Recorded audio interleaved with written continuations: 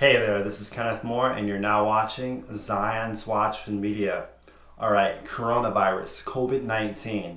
Now, unless you've been under a rock for these past 3 months, you know that this virus has virtually shut down our world, with nations having to go on lockdown, businesses closing, people being quarantined, and countless deaths. But my question today is, how did this all start? Well, according to the World Health Organization, this COVID-19 came out of Wuhan, China. And what is so interesting about their statement is that they say that the people who had first tested positive for COVID-19 were directly connected to a seafood market in the city. These were the employees, the stall owners of different animals, and the regular visitors to this market. And in this market was sold all types of seafoods, but not only that, all types of wild and farm animals. And just so that we can get a better picture of the seafood market, I've added in this news clip, so enjoy.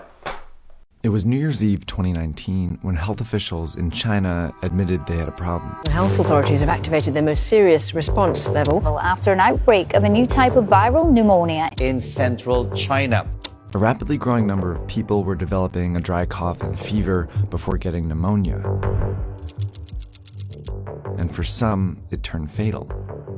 Doctors have named the disease COVID-19, or coronavirus disease 2019, indicating that a type of virus is causing the illness. When they tried to trace its origin, they found a likely source: this food market in Wuhan. Out of the first 41 patients, 27 had been here. It wasn't conclusive evidence, but Chinese officials quickly shut down the market. They had seen this happen before, at a place just like this. Health officials are trying to get a grip on an alarming outbreak of SARS. The virus originated in mainland China. Has spread across the country. The disease had been festering for months in southern China. In 2002, a coronavirus had emerged at a very similar market in southern China. It eventually reached 29 countries and killed nearly 800 people.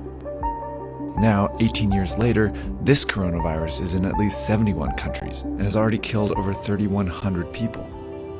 So what do these markets have to do with the coronavirus outbreak, and why is it happening in China?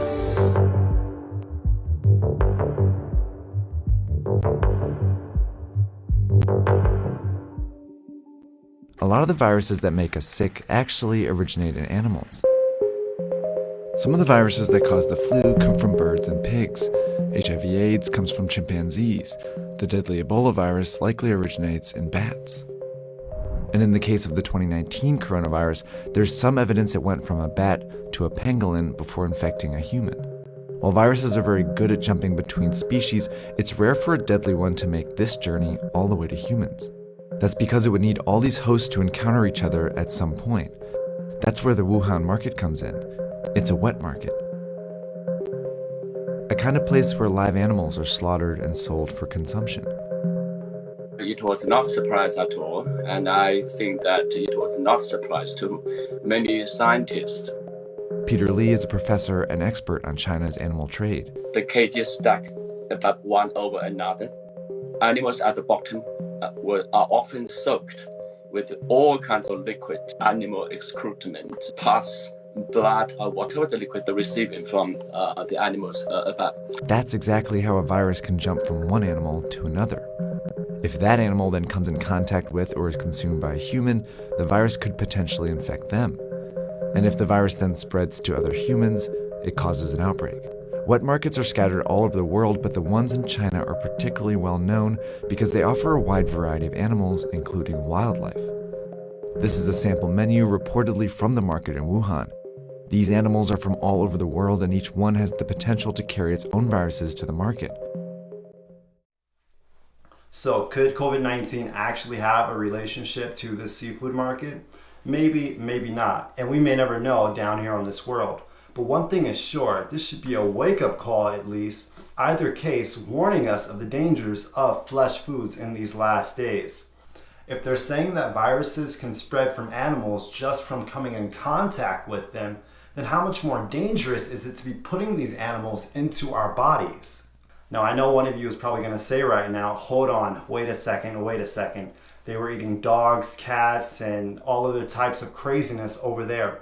The meat I eat is safe. Well, how about I jog your memory for a little bit? Do you remember something that we had a while ago called the swine flu epidemic? Or how about mad cow disease? Brothers and sisters, God is trying to wake us up with these events to the dangers of flesh foods in the diet, and He has not left us in the dark on this. Let us read this statement here. Flesh foods was never the best food, but its use now is doubly objectionable, since disease in animals is so rapidly increasing. Those who use flesh foods little know what they are eating. Often, if they could see the animals when living and know the quality of the meat they eat, they would turn from it with loathing. People are continually eating flesh that is filled with tuberculous and cancerous germs. Tuberculosis, cancer, and other fatal diseases are thus communicated.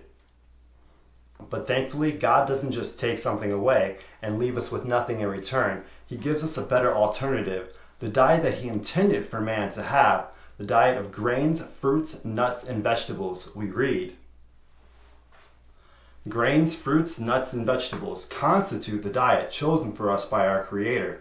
These foods, prepared in as simple and natural a manner as possible, are the most healthful and nourishing. They impart a strength, a power of endurance, and a vigor of intellect that are not afforded by a more complex and stimulating diet.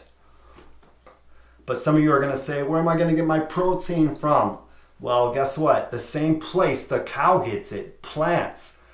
Brothers and sisters, COVID-19 should be a wake-up call, moving us back to the diet that God gave to man of grains, fruits, nuts, and vegetables. And the reason God gives us this diet is not to take something good away from us. He's trying to keep us from all of these harmful diseases.